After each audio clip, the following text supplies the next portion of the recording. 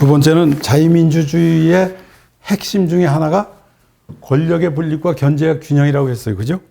예, 그럼 우리 헌법이 지금 어떻게 규정되어 있나 한번 보시죠.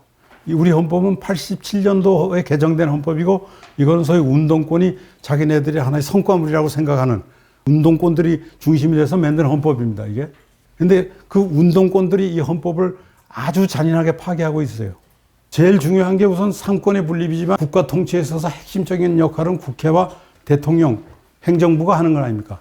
그러면 우선 국회하고 행정부, 대통령의 권력이 어떻게 분립되어 있고 어떻게 견제 균형을 하는지를 한번 보시죠. 우선 국회가 대통령한테 할 수 있는 건 뭐냐? 법률을 만들거나 개정할 수 있죠. 그죠? 거기에 따른 예산도 심의 확정할 수 있죠.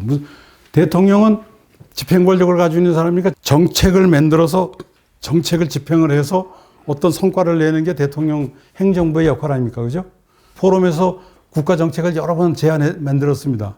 근데 우리가 만들어준 국가 정책을 대통령한테 줬어요. 그 대통령이 그걸 이제 정책을 구체적으로 실행을 하려면 그 정책을 밑받침해 줄 수 있는 법률이 있어야 될 거 아닙니까? 그 법률을 국회가 만든단 말입니다.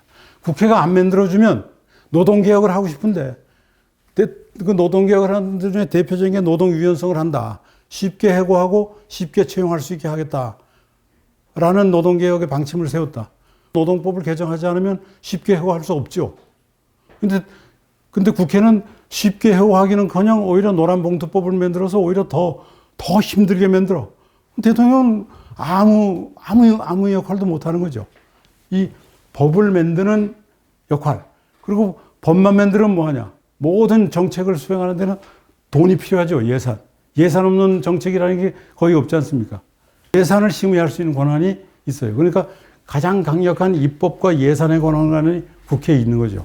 그 다음에 대통령을 비롯한 고급 공무원들이 만약에 헌법을 위반하거나 법률을 위반한다, 탄핵할 수 있죠. 그 다음에 대통령의 권한 중에 가장 센 권한이 뭡니까? 인사권한입니까? 국무총리서부터 장관서부터 감사원장서부터 선관위원장, 모든 국가기관장을 전부 임명할 수 있는 임명권이 있는데, 거기에 대해서 그러면 대통령이 지 맘대로 하냐? 우선 청문을 해야 되고 임명에 대해서 동의를 하거나 인준을 해줘야죠. 그 과정에서 그냥 상처기를 있는 대로 내서 못하게 하니까 그 상처기 받기 싫은 사람들은 안 나가버리죠. 그러니까 대통령은 아무리 좋은 사람을 쓰고 싶어도 이거를 정상적으로 입법부가 행사해주면 좋은데, 이거를 악의적으로 행사하면 좋은 사람은 이것 때문에, 그 다음에 1년이 지나면 너 작년에 제대로 했는지 한번 보자. 국정조사를 하죠. 대통령의 권한 중에 가장 중심있게 수사하는 권한 아닙니까? 국회의원들이 잘못된 걸 수사하는데, 거꾸로 너만 수사할 줄 알아? 나도 할 수 있어. 특검을 만들죠. 이 특검을 만드는 권한이 국회에 있죠. 웬만한 사람은 함부로 떠들으면 명예훼손이다, 책임을 져야 되는데, 이건 면책특권이라는 게 있어서 그냥 아니면 그만이야. 그 다음에 지는 돈 먹어가지고 나오래도 나가지도 않고, 그래서 몇 번 안 나오면 체포할 수 있잖아요. 체포하러 가면 동의 얻어야 되는데 지들끼리 짜가지고 부동의 해가지고 불체포, 수사도 못하고 불러서 조사도 못해. 대통령이 가질 수 있는 권리에 대해서 견제할 수 있는 이런 많은 권능을 가지고 있어요. 이것들은 대통령이 독재를 하지 못하게 하는 데는 굉장히 유용하죠. 근데 대통령이 독재를 하는데 작동을 하지 않고 이렇게 좋은 사람을 상책인해서 임용을 못하게 하는데 청문권을 활용한다든지, 예산권만 한번 봅시다, 이거. 이번에 계엄의 원인이 됐다고 하니까. 금년도 예산 670조인가 얼마로 편성돼 있지 않습니까? 그죠? 근데 국회에서 깎으려고 했던 게 5조인가 6조인가. 그래서 국회는 뭐라고 그러냐면 1% 정도 깎은 걸 가지고 그 난리냐. 그게 무슨 계엄의 사유냐. 이쪽은 뭐라고 그러냐면 너가 깎은 예산 한번 보자. 대표적으로 깎인 게 뭡니까? 방위 예산이죠. 킬체인서부터 무인 항공기, 장거리 유도미사일, 그 방공망을 설치하는 그 예산 전이 깎였잖아요. 문재인 정권이 했던 탈원전이 얼만큼 우리나라 그 원자력 생태계를 망가뜨렸느냐에 대해서 다 동의했잖아요. 그래서 다시 회복을 해서 이제 원자력 수출도 좀 하고 할 판인데, 다시 또 SMR이라고 소형 모듈 원자료 그 예산 전에 깎았잖아요. 탈원전 도로 롤백하는 거예요. 그다음에 청년 일자리에 관한 예산 677조인가 하는 그 전 예산의 1%도 안 되는 금액이라 하지만 그 깎인 내용을 들여다보면 핵심적인 거다 이 말이에요. 그다음에 검찰, 경찰 이런 것들의 수사 활동비 그건 아주 빵원으로 깎았잖아요. 대통령과 국회의 견제와 균형을 하는 데 있어서 거의 일방적이다 그 말입니다. 그럼 거꾸로 대통령이 가질 수 있는 건 뭐냐? 국회에 대해서 정상적으로 행사한다면 법률안 거부권, 국가긴급권 이게 이제 계엄입니다. 그 다음에 이제 공권력으로서 경찰, 검찰, 국정원, 공수처 뭐 이런 사람들 수사권인데 이게 정상적으로만 된다 해도 국회를 어느 정도는 견제할 수 있죠. 근데 어떻게 남용되냐? 사실 거부권이라는 거는 방패 불가하지 무기라고 볼 수가 없잖아요. 나쁜 법률을 만든 거에 대해서 안 돼라는 안 돼가 무기인가요? 그리고 노상 거부권을 발생할 수도 없는 거고 이건 권리라고도 할 수 없고 국가 긴급권 이거는 행사해 본 적이 거의 없잖아요. 한번 계엄이라는 걸 해보니까 그냥 듣도 보도 못한 소리가 나니까 이제 계산이 발칵 뒤집어졌죠. 그 다음에 공권력, 검찰.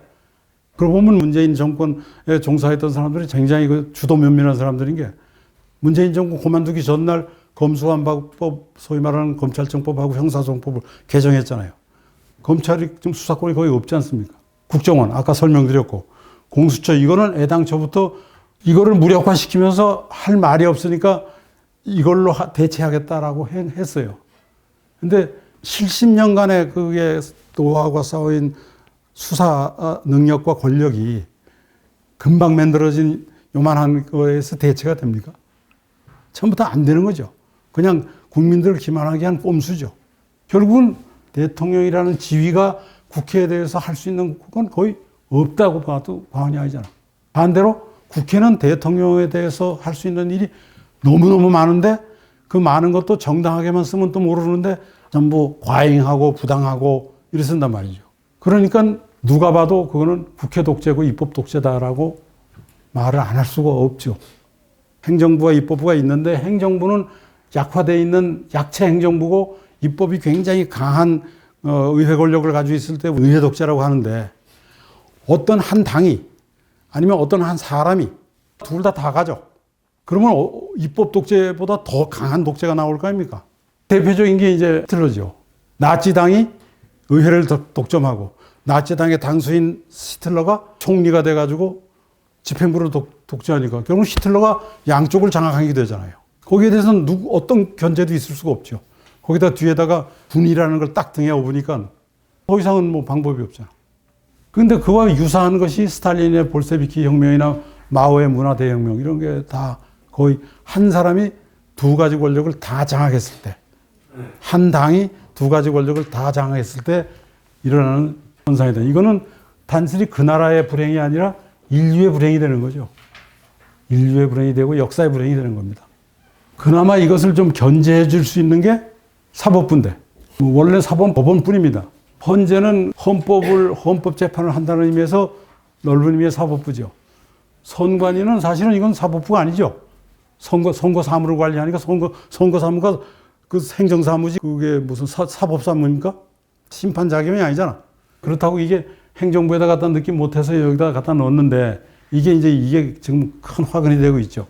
어쨌든 국회 입장에서 볼 때는 이 사람들 역시도 임명 동의, 대법관을 지명한다든가 대법원장, 선관위원장 뭐 이런 걸 할 때 동의를 할 수 있는 권한이 있죠. 쉽게 얘기해서 자기 편을 갖다 심을 수가 있는 거죠. 권리가 있는 거죠. 거기다가 이 사람들이 뭔가 잘못하면 탄핵도 할 수 있는 거죠. 꽤 강한 권력을 가지고 있습니다. 법원에 대해서도 이재명 지난번에 보니까 자기 재판에 대해서 불리하게 한 사람 뭐 탄핵하겠다 이러고 겁을 주기도 하고 그러더라고. 사법부는 생명이 사법의 독립이거든요. 양심과 법에 따라서만 심판을 해야 되는 사법의 독립인데 이런 절차에 의해서 구성이 되다 보니까 자기를 그 자리에다 앉혀준 쪽에다가 대고는 마냥 유리한 재판을 하고 그 반대쪽에 대해서는 마냥 불리한 재판을 하고 입법권이 있다고 그랬죠. 입법권을 남용했다. 그러면 대통령은 거부할 수 있지만 그래도 만들어졌다. 그러면 마지막에는 헌재나 법원에서 위헌 법령심사에 의해서 그걸 무효로 할 수 있는 권리가 있는데 이미 이 임명동의라든가 지명권에 의해서 지급편들로 깔아버리면 사법부는 국회에 예속이 돼가지고 이게 무의미해지죠. 대통령 거부권도 안 되고, 위헌법률 제청을 해도 마냥 방치해버리고, 이런 장기적인 그 사건 방치, 윤미향이다, 무슨 뭐 조국이다, 4년 내내 다 해먹고, 결국은 똑같은 죄와 똑같은 형으로 기어코 감옥을 갔음에도 불구하고, 그걸 장기 방치함으로써 국회의원으로 다 해먹고, 돈 다 받아먹고, 또 당면 들어가지고 또 국회의원 또 되고, 그리고 감옥 가잖아요. 상식적으로 있을 수 없는 짓인데, 그거를 하는 그 구조가 이렇다, 이 말입니다. 그러니까 이미 이것과 이것이 견제해야 될 상황인데, 이미 이거는 여기에 예속이 됐다. 뭘로 봐도 예속이 됐잖아. 그러니까 결국은 형식상으로 상권은 분립돼 있지만, 견제와 균형이라는 그 단어는 이미 거의 무의미해졌다 하는 게 제 결론입니다.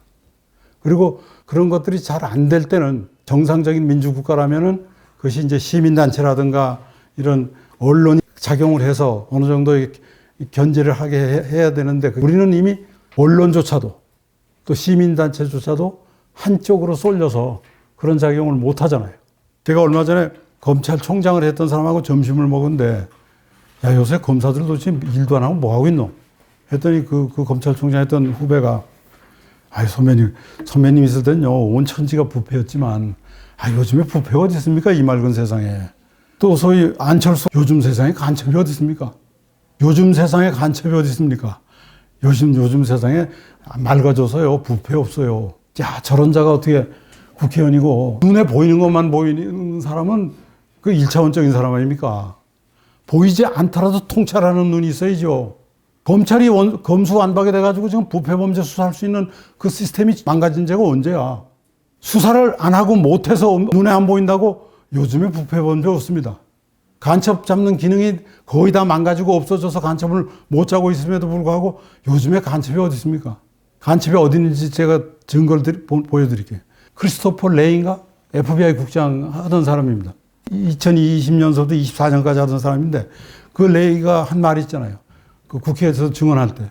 지금 내가 우리 FBI에서 수사하고 있는 간첩 사건이 지금 이 순간에 5천 건이다. 이 중에 절반 이상이 중국과 관련된 간첩 사건이다.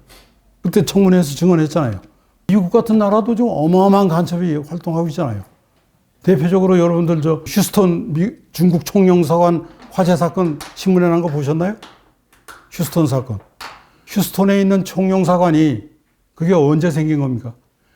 중국하고 미국이 핑퐁 그 외교를 해서 딱 수교한 때 제일 먼저 생긴 게 휴스턴이거든요. 거기에 중국인들이 많이 아마 살았던 모양이더라고요.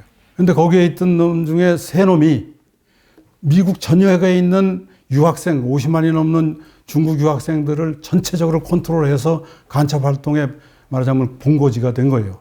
지들이 보고 들은 건 모두 다 보고하게 만들고. 그러니까 그게 파일링이 엄청나죠.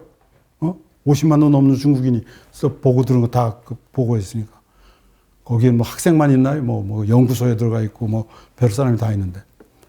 그거를 F에서 해서 72시간 내로 떠나라. 그리고 총영사관을 폐쇄하겠다 했더니 불을 지른 겁니다. 소방서가 출동했는데 소방서 못 들어오게 하는 거예요. 이게 외교 건물이라고. 밤낮 없이 불이 탔잖아요. 얼마나 많은 파일링 해놓은 게, 그 서류가 얼마나 많았는지 밤낮 없이 불이 탔잖아요. 그게. 그만큼 간첩 활동이 왕성한 게 21세기 지금이요. 근데 우리는 그런 권능을 전부 손발을 묶어서 못하게 해서 신문에 안 나는 것 뿐인데 불구하고 요즘 세상에 간첩이 어딨냐, 요즘 세상에 부패 사건이 어딨냐, 이러고 앉았다, 이말. 그러면서 지끼리는 아주 강고한 부패 연대, 부패 동맹을 맺어가지고 끊임없이 해먹으려고 하는 거죠. 그건 마찬가지예요. 좌나 우나. 지금 기득권에 있는 정치 세력은. 그래서 결국은 자유민주주의의 핵심인 권력의 분립과 견제와 균형이라는 거 하나, 그 다음에 법치주의라는 것 하나, 이 두 가지가 망가지면은, 그리고 한 당, 그리고 그 당을 장악한 어떤 한 사람에 의해서 행정부와 입법부가 장악이 되면은, 그건 어떤 정치체제가 되느냐. 자유민주주의 정치체제가 되는 게 아니라 전체주의 체제가 되는 거죠. 전체주의 체제가 별겁니까? 견제와 균형이 안 되면 전체주의제. 제가 판단할 때 지금 전국은 거의 그 입구쯤에 가 있다고 저는 봅니다. 그러면 이 전체주의 체제가 우리나라에는 국내의 반국가 세력만에 의해서 가능한가? 과거에는 사실 저도 그렇게 생각을 했습니다. 근데 이번에 이제 이 계엄이 나오고 나서 많은 이제 뭐 정보, 그 다음에 이번에 그 미국에서 있었던 CPEC인가 하는 그 보수주의자 행동연합 거기서 나온 뭐 그런 각종 얘기 뭐 등등을 들어보니까 그 속에는 소위 CCP, 원래 중국 하지만 이 중국이 중화인민공화국 아닙니까? 공산당이 지배하고 있는 중화인민공화국, 소위 중공이죠. 이 중공의 세계 제패 전략, 시진핑이가 말하는 중국몽, 그 중국몽의 전략이 작용하고 있다라고 보는 겁니다. 엊그제 왔던 그 무슨 몰스타인가 하는 사람도 똑같은 얘기를 하더라고요. 과연 그런가? 그네들의 추측 내지는 흔히 말하는 극우들의 그거 주장인가? 실제로 객관적으로 그런가 하는 관점에서 중국 공산당의 소위 글로벌 제패 전략이 어떤 건가 하는 거는 굉장히 중요한 논점인데, 그거는 이제 시간 때문에 다음에 한번 기회 될 때 강의를 하려고 하고, 오늘은 이제 결론을 맺겠습니다. 요즘에 이제 화두가 헌법 개정 아닙니까? 그죠? 87 체제 헌법은 이제 수명을 다했다. 라고 하는 이제 헌법 개정 논의인데, 대통령이 그 헌재에서 최후 변론하기 이전에도 이미 꽤 오래 전에부터 뭐 조중동 신문에서 보면 뭐 제왕적 대통령제는 수명을 다했다. 내각제 내지 이원 집정부제로 헌법 개정해야 되는데, 이런 조문들이, 이런 논의들이 신문 사설 칼럼 등을 통해서 자주 나왔지 않습니까? 저는 그걸 보면서 제왕적 대통령제라는 여러분 동의합니까? 그거? 지금 우리나라 대통령이 제왕입니까? 아까 그거 보셨잖아요. 정상적으로 작동이 된다 해도 대통령의 국회에 대한 견제 기능은 한 30 된다면 국회의 대통령에 대한 견제 기능은 100이죠. 정상적으로 해도. 근데 그거를 뭐 탄핵을 남발하고 뭐 120이 되는 거 아닙니까? 그러면 대통령은 거의 무능화가 되는 거죠. 그런 체제에서의 대한민국 대통령은 조선시대 때 단종 수준이나 될까? 대한민국의 최고 언론이라고 하는 조선일보가 제왕적 대통령제는 수명을 다했다, 이런 용어를 씁니까? 의원 내각제를 하게 되면 소위 선수가 높은 국회의원들은 여야를 만원하고 굉장히 강한 힘을 갖게 되죠.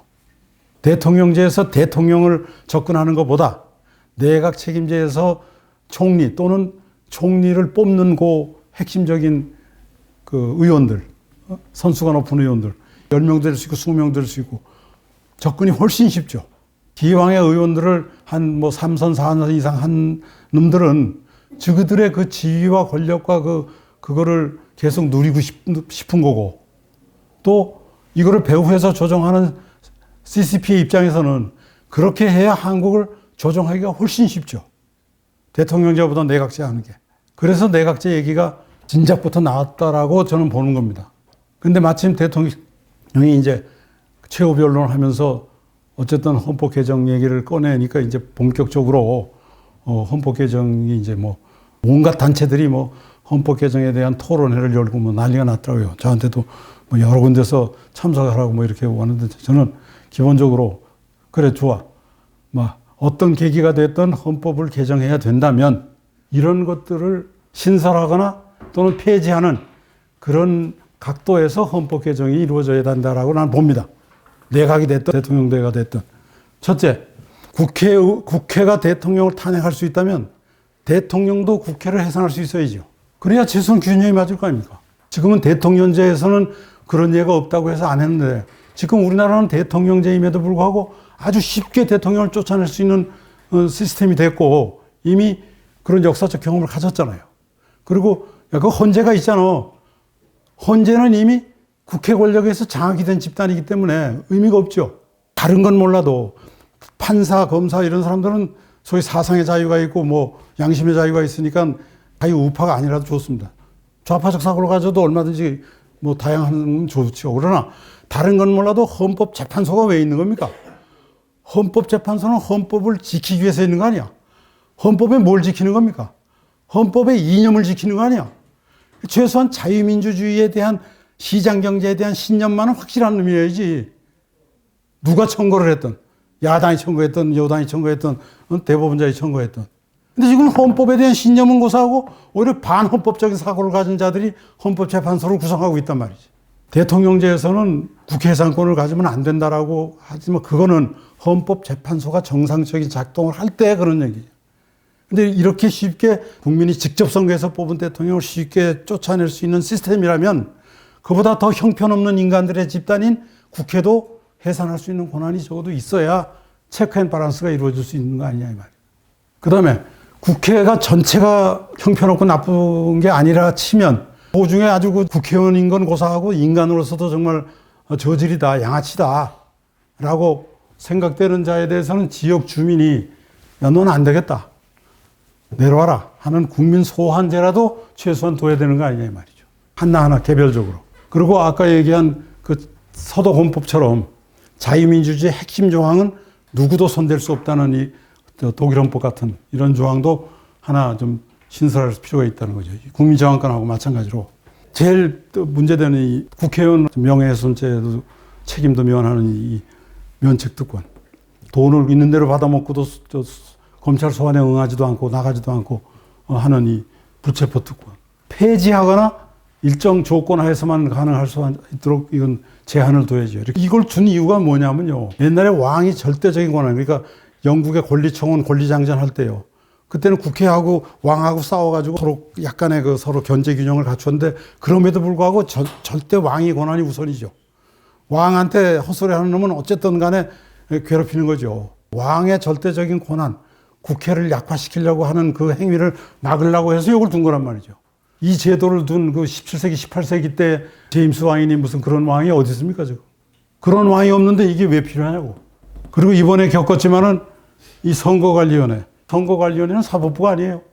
선거라고 하는 행정사무. 옛날에 행자부서 했지 않습니까? 3.15 부정선거에 대한 그 트라우마가 있었죠. 그 당시 내무부 장관 최인규가 전국에 있는 읍면 동사무소에 있는 직원을 부정선거에 동원을 했죠. 그래서 이거 행정공무원들한테 선거를 맡기면 안 되겠구나 라고 해서 박정희 대통령이 선거 업무는 독립시켜라 해서 독립이 된 거지. 그게 사법적인 작용이 있고 고도의 전문 지식이 필요하기 때문에 한 게 아니란 말이죠. 근데 이 자들이 한 50년 동안 그 틀 속에서 저희 권리를 누리다 보니까 이제 우리는 친인척이 다 서로 아름아름으로 채용하는 가족회사라고? 정신 나간 놈 아니에요, 이게? 이 세상에 그런 조직이 어딨어? 이런 거를 헌법기관이라고 둘 필요가 있어요? 업무 자체가 독립성해야 될 이유가 없는 거예요. 부정선거는 오히려부터 중국이나 이런 외부 세력의 해킹으로부터의 방지라든가 이게 더 중요하지. 옛날 모양으로 동직원, 면직원이 동원해가지고 투표함 가로치우고 없는 투표함 집어넣고 이거 아니잖아. 그래서 이거는 두어야 할 이유가 없다. 어떤 식으로든 이건 행정기관의 하는 부분으로 해야 되고 헌법재판소를 둔 나라가 그렇게 많지는 않습니다. 독일, 일본 정도인데 아까도 얘기했지만 헌법재판소는 정말 다른 공무원은 모르지만 헌법재판소 재판관만은 헌법의 신념이 철학이 확실한 사람으로 둬서 헌법을 지키는 마지막 보루로 해야 되겠다라고 했는데 현실적인 운영에 있어서는 그게 333으로 이렇게 나눠서 지명을 하다 보니까 그 정신이 망각이 돼가지고 의미가 없는 기관으로 전락이 돼버렸죠. 거기다가 그것도 독립을 시켜놓으니까 거기 있는 직원들은 심지어는 중국 사람이 채용됐다는 얘기도 있고 하여간 별별 짓을 다 하고 있으니 그래서 이런 것들을 포함한 헌법 개정이 논의가 된다면 모르지만 그게 아니고 내각제로 할래, 이원 집정부를 할래, 마치 대통령이 모든 문제가 있듯이 이런 헌법 개정. 그건 책임을 소재로 엄한 데다 돌리고 주는 빠져나가려고 하는 수작 아닙니까, 지금? 이 모든 사태가 원인이 마치 헌법에 있었던 것처럼. 헌법이 뭔 잘못이 있는데. 주들이 안 지켜놓고. 이제 말을 맺겠습니다. 이 장면이 뭔지 혹시 기억하시는 분 있습니까? 네, 홍콩이 마지막으로 중국으로, 속국이 원래 나라는 아니지만 속방화되는 2022년인가? 그때 그 대학생들이 중심이 돼서 마지막으로 저항할 때 그 모습이고 이 친구가 한 마지막 말이 아주 저는 명언이라고 생각합니다. Be aware. Be next. 당신네들도 자유롭지 않아. 깨어 있어라. 그러지 않으면 너 차례야. 다음은 너 차례야. Be aware, be next. 중국의 세계 전략이 일단은 화교권을 석방화하고 그 다음에 그 인접국가, 또 동아시아 국가, 한반도를 포함한 중앙아시아, 동남아 이쪽을 석방화하는 위성국가하는 그런 세계 전략, 소위 중국몽을 하겠다고 하는 그 노선을 공개적으로 표명한 마당에서 이 말이 우리가 무시해서는 안 되죠. 이걸로 오늘 강의는 마치겠습니다. 예.